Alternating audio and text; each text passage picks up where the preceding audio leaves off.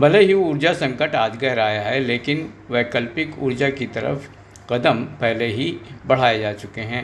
इस राह में स्वच्छ ऊर्जा बनाने वाली कंपनी अवादा ग्रुप ने हाल ही में अपने महत्वाकांक्षी राष्ट्रव्यापी आंदोलन अवादा भारत उदय यात्रा की शुरुआत की है, जिसका उद्देश्य लोगों को सौर ऊर्जा, पवन ऊर्जा और जल ऊर्जा के लाभों के बारे में विस्तार से जानकारी देना है। अवादा ग्रुप सोलर, विंड और बैटरी के तालमेल से ऐसी बिजली का उत्पादन करती है जो कभी ख़त्म नहीं होती और पर्यावरण को नुकसान भी नहीं पहुंचाती। नोएडा से शुरू हुई अवादा भारत उदय यात्रा का पहला पड़ाव आज लखनऊ में था। यहां से ये यात्रा देश के अन्य राज्यों में जाएगी। इस मौके पर स्वच्छ ऊर्जा विकास के लिए कंपनी की योजनाओं को साझा करते हुए अवादा एनर्जी के मुख्य कार्यकारी अधिकारी किशोर नायर ने कहा कि दुनिया भर में तेल और गैस की सप्लाई में आ रही रुकावटों और देशों के बीच बढ़ते तनाव को देखते हुए प्राकृतिक ऊर्जा को अपनाना समय की सबसे बड़ी ज़रूरत बन गया है। आज की दुनिया में ऊर्जा की सुरक्षा और पर्यावरण का ख्याल रखना बहुत ज़रूरी है। उन्होंने बताया कि उत्तर प्रदेश में स्वच्छ ऊर्जा के क्षेत्र में यहाँ अपार संभावनाएं हैं। इंस्टेंट खबर ने उनसे विशेष बातचीत की, जिसमें उन्होंने इस यात्रा और कंपनी की भविष्य की योजनाओं के बारे में विस्तार से बताया। तो चलिए उन्हें सुनते हैं। चलिए। मैं किशोर नायर, अवादा एनर्जी का सीईओ हूँ। अवादा एनर्जी इंडिया में ऑलमोस्ट सबसे टॉप रिन्यूएबल एनर्जी कंपनी है। हमारे पास सोलर एनर्जी और विंड एनर्जी का प्रोजेक्ट्स है और बैटरी स्टोरेज का प्रोजेक्ट्स भी है।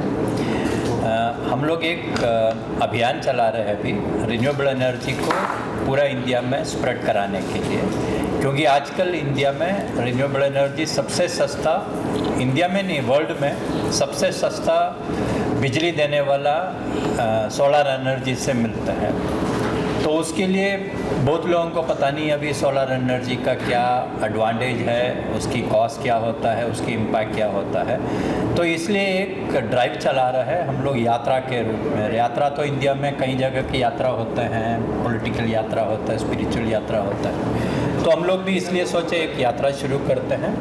यात्रा में हम लोग पिछले 8 तारीख को नोएडा से हमने चालू किया था। 2 गाड़ियों में हम लोग रिन्यूएबल एनर्जी को ज़्यादा प्रचार देने के लिए हम लोग ये यात्रा चला रहे हैं। तो उस पर हमारा प्लान यही है कि हम लोग 35 डेज़ का एक यात्रा चला रहे हैं। उस पर 27 सिटी को कवर करेंगे और 2 गाड़ी अलग अलग डायरेक्शन में चलेंगे। एक गाड़ी टुवर्ड्स ईस्ट चलेंगे, एक गाड़ी टुवर्ड्स वेस्ट चलेंगे।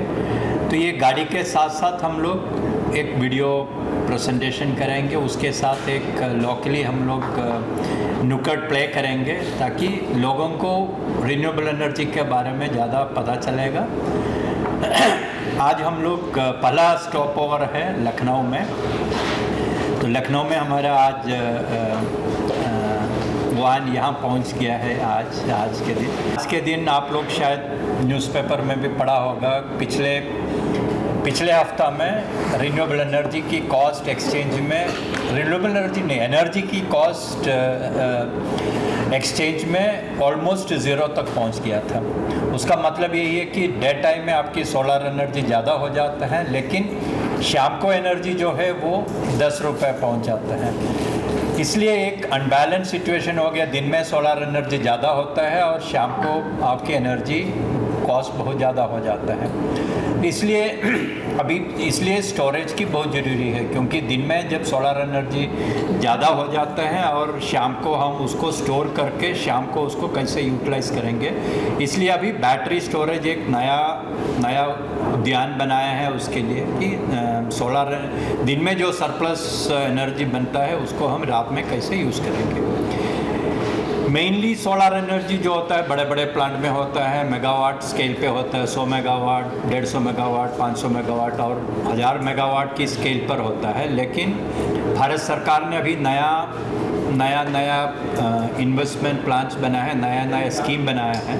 उस पर एक है कि रूरल एरिया में आपके जैसे कल मैं योगी जी के एक भाषण सुन रहा था, सीआई में योगी जी का एक भाषण थे, उसमें योगी जी बता रहे थे कि यूपी ऐसा स्टेट है कि 85% इज़ टोटली इरिगेटेड है यहाँ पर। तो यूपी में वैसा लैंड नहीं मिलता है, बड़े बड़े प्रोजेक्ट करने के लिए यूपी में लैंड नहीं मिलता है।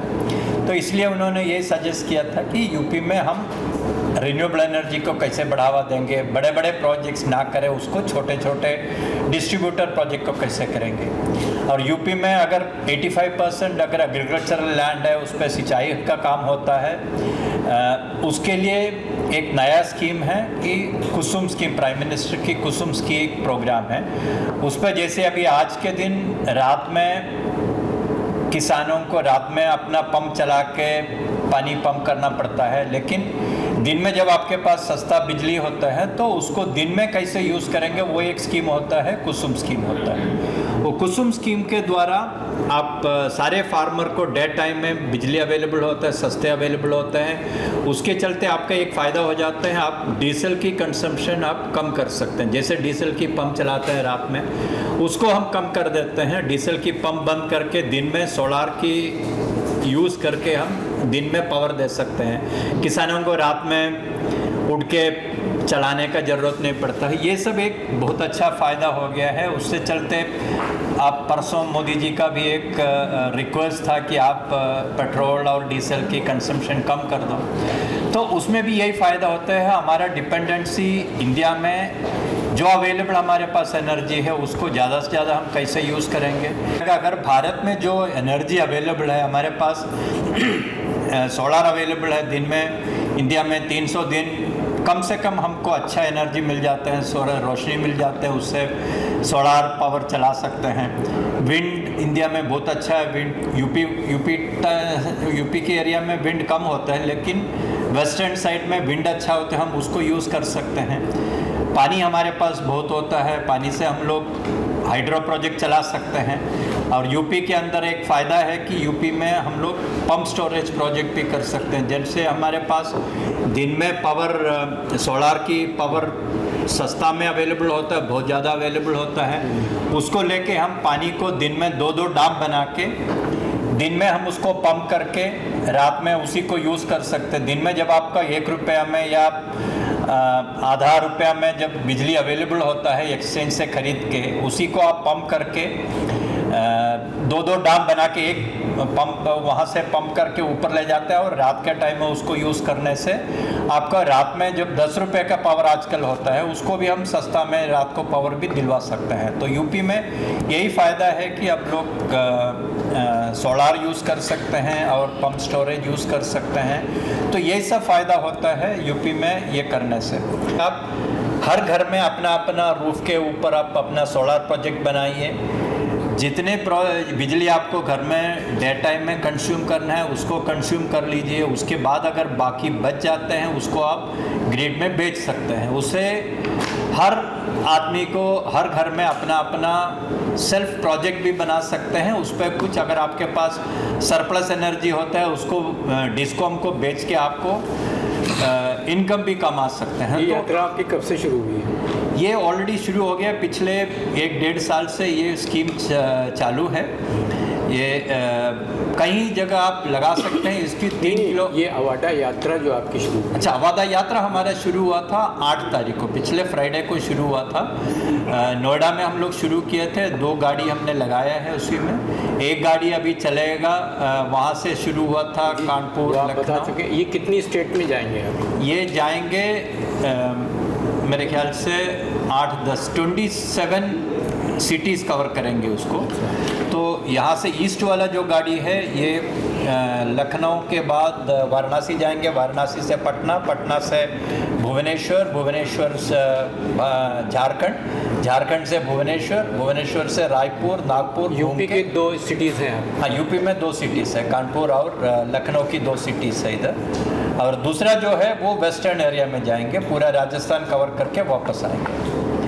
तो उस पर सब जगह लोकल जैसे छोटे छोटे शहरों में जाएंगे तो वहाँ पर स्टॉप ओवर करेंगे हम। मेन स्टॉपेज तो ये 2 सिटी है, लेकिन रास्ता में भी हम लोग उसी को कवर करेंगे ताकि लोकल पब्लिक को इसके बारे में अवेयरनेस होगा।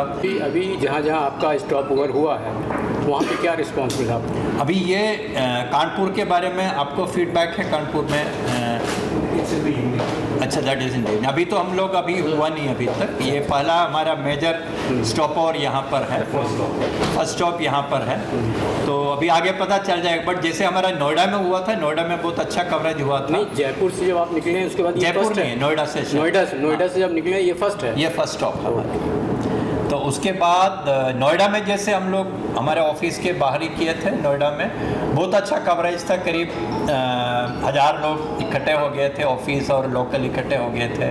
वहाँ पर एक छोटे से नुक्कड़ ड्रामा टाइप के हुए थे, उस पर लोगों को कुछ क्वेश्चंस थे, उसको आंसर किए थे हम लोग। और उसी के साथ में हम लोग एक प्लेड्ज भी लिए थे कि हम लोग सब अपना अपना एक प्लेड्ज लेते हैं, वर्चुअल प्लेज।